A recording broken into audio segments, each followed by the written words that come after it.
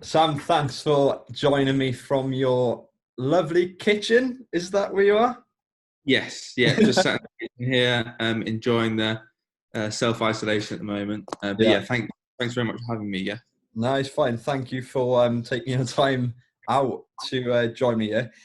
So Sam, Welsh triathlete, British triathlete, and currently training with the NTPC Wales, if I'm not mistaken.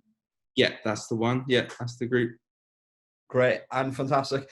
And I just wanted to speak to you, Sam, just to have a glimpse of how you're coping with this isolation. So, how's your training change since starting self isolation? Because it's quite restricted. I'm guessing from a triathlete's point of view. Yeah, so yeah, really, this is throwing a spanner in the works for I think most sportsmen around the world, and we're sort of no different really as triathletes. Um, Obviously having free sports makes it even trickier. Having free things to get ready for, and we haven't got the facilities now for possibly the next couple of months. So yeah, it's really impacted our sort of preparations. We've sort of had to personally, I've had to sort of take a step back and really just start to think about almost like a pre-season build now, because the races really there aren't any planned for again, yeah, maybe 2-3 months. So it would be a bit stupid to sort of carry on your the high intensity training when you don't know when you're going to be racing next. Yeah. Yeah, so really it's especially with the swim, in the UK, we're very lucky that we're not fully locked down like Spain and Italy, and we're allowed outside. But so running and cycling really aren't a problem. But obviously because of all the facilities being closed down, we haven't got any access to swimming, so that's a Yeah. bit of a problem. But And yeah, we just sort of really adapted a bit for that. and that's what I was going to go into, because triathlon, with swimming especially, you need a swimming pool, and with the facilities closed at this moment in time, as well as bikes, really. Yes, you can go out for your once a day daily activity. So how are you adapting to that? Well, I think I've, initially it's, it's a weird thing to try and get your head around, because this is something that's never happened, for like a whole generation. There's never been this sort of situation. So, for me, in terms of the swim, it was really, really frustrating because I spent the whole winter working. The swim is an area I was, trying to really work on, and I've spent the whole winter working on that. And now possibly having 2 months out of the water really isn't ideal. But it's the same for every athlete around Europe really at this time. People aren't able to swim, so I don't feel too hard done by. And then in terms of the bike and the run, it's I am trying to stick to the guidelines set out, and trying to be a good citizen, and bike quite a bit indoors, and then use my activity for the day to go for a run outside, which really helps in terms of, I think it's so important getting out. For me as a professional athlete, it's very important, but I think for anyone, getting out for that sort of 30 minutes or so to an hour of exercise, during the day is really, really great for your mental well-being. Yeah, and So I was gonna say, especially for your mental well-being as well, and your physical. I presume from a professional athlete's point of view, that's vital. yeah, definitely. I get a buzz out of training in itself, but actually just being outside, and especially this time of year in the UK now, actually it's been quite nice weather. So really getting out and just getting a bit of fresh air and trying to sort of just get out. And it's quite intense being inside for long periods. So being out on my own outside is actually, it's quite a nice way to escape from it all. Yeah, And yeah, so I've sort of used that as quite an effective coping mechanism really, which has been yeah. good. So yeah. So how are you keeping motivated? Because I know from me, trying to keep motivated in this time is really, really challenging. And I set myself a to-do list of what I need to do. But from a professional athlete, how do you keep motivated? I think you know, for a long time, I've been motivated by racing and getting ready for races, and that is completely taken away from me now. You know, I don't know when I'll be racing next, so it's taken me a bit of time, and you know, I don't think I'm fully there yet. But I've really had to think of more physical goals, and more sort of in that way, thinking of how I can improve physically rather than getting ready for a race. So, you know, I've set out some short-term goals with the guys at the centre. You know, something like a 5K time trial at some point on the run in the next few weeks, or you know, a 20-minute test on the bike and seeing what kind of power I can put out. You know, just sort of physical goals that will sort of keep me motivated to push a little bit in training. You know, I'm obviously not pushing as hard as I was because I was getting ready for a race at the end of March, and you know, I was pushing, and then obviously it all got shut down, and the race was cancelled. So since then, I've just been training, but stepping back a little bit, doing some intensity, but a lot of it's been steady and just really backing off a bit. I think also in terms of motivation, it's as I said, like, because I haven't got any races to get ready for, it's more just staying healthy. You know, a lot of people are getting sick around this time. You know, it's a serious virus, and I think a lot of people take it for granted, sort of take their health for granted. And I think actually just being healthy around this time is really important. So you know, I've been advised by some of the coaches, you know, just to actually at this time it's important just to remain healthy, and look after those people around you, really. So and you basically nailed the nail on the coffin there. Do you reckon a nutrition and socializing over like, because didn't you do something on the weekend with your friends on the bike, all of you got together, so I think that would be a massive impact on your daily life, surely.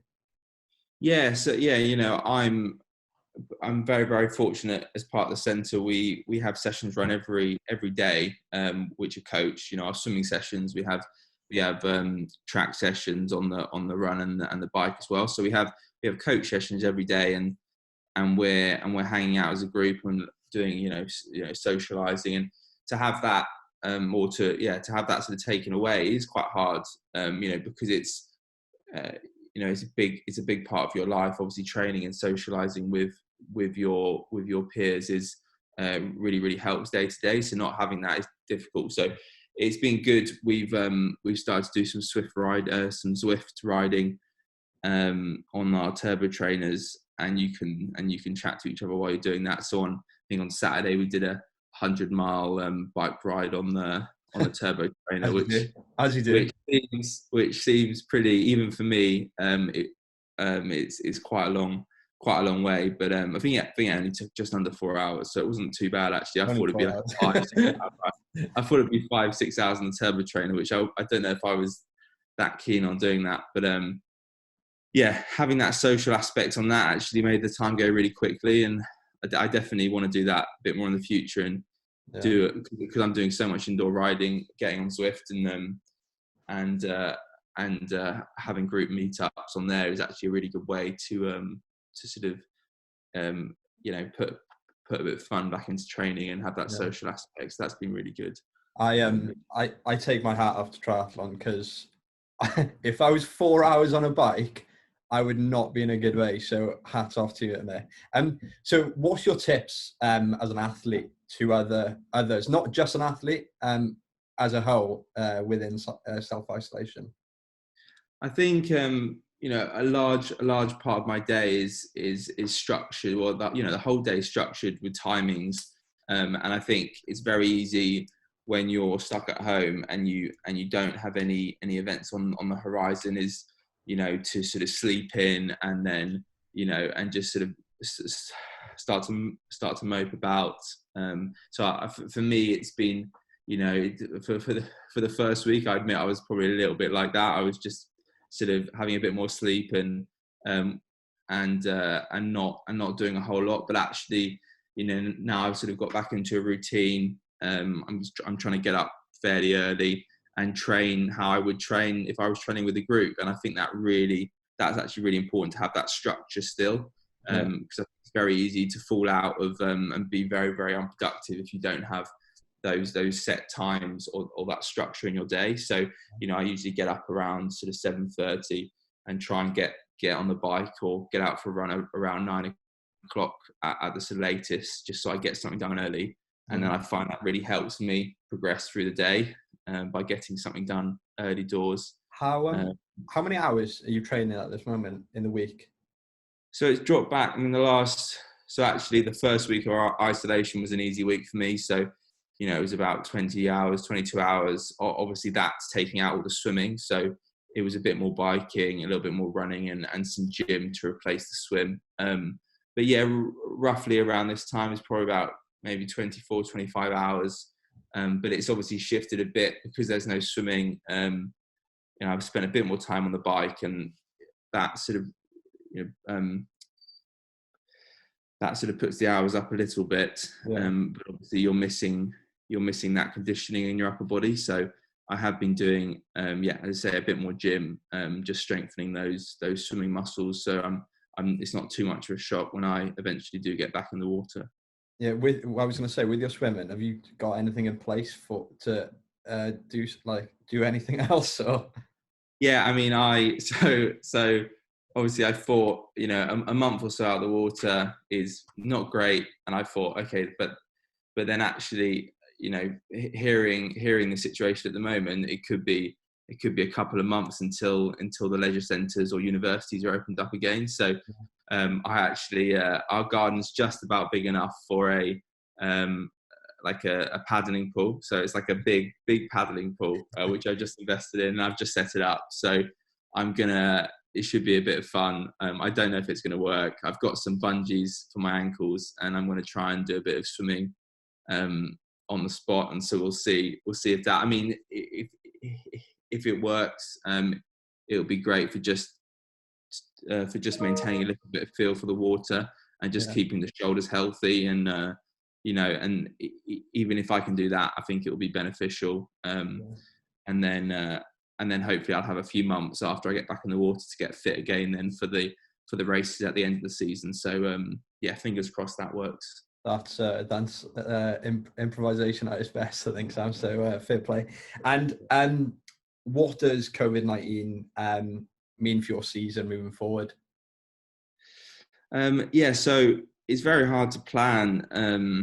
Ahead. I think, quite a lot of races. I think it seems like August and September, October are going to be the busiest racing months there's ever been, because every race seems to have been rescheduled for then.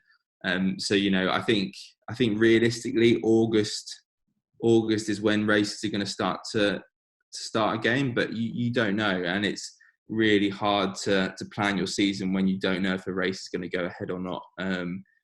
It's disappointing for me, because it's my first year of really having a full winter behind me, and I really expected a very good season on the pro circuit, and hopefully making it a few more breakthroughs in performance.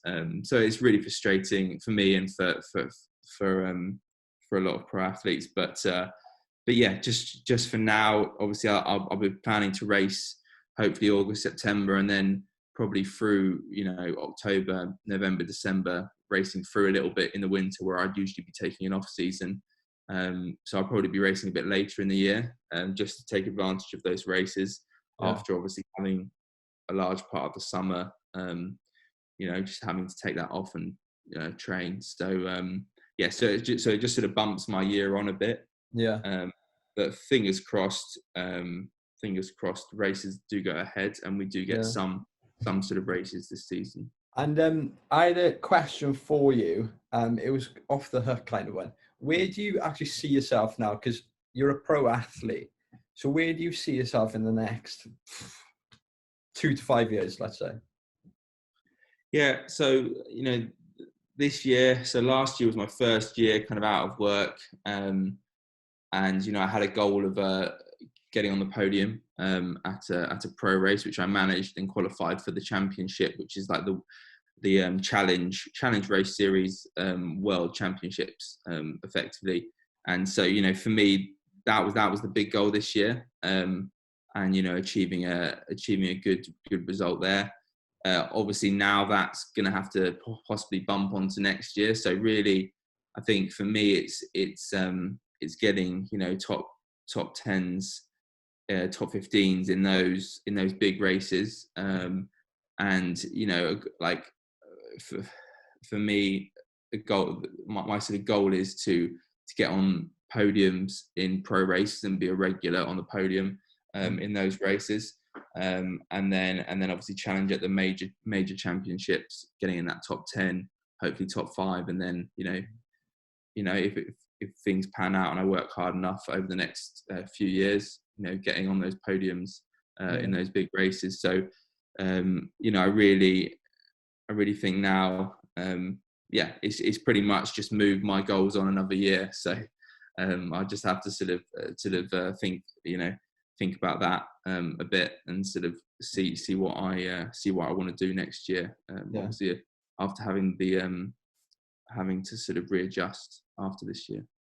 Well, you've got that year to bet yourself, get that training in, improvise, get in that paddling pool, and get on that for another 4 or 5 hour bike ride, and think you're good to go. Like, Sam, thanks for joining me today, and I'll speak to you soon. All right?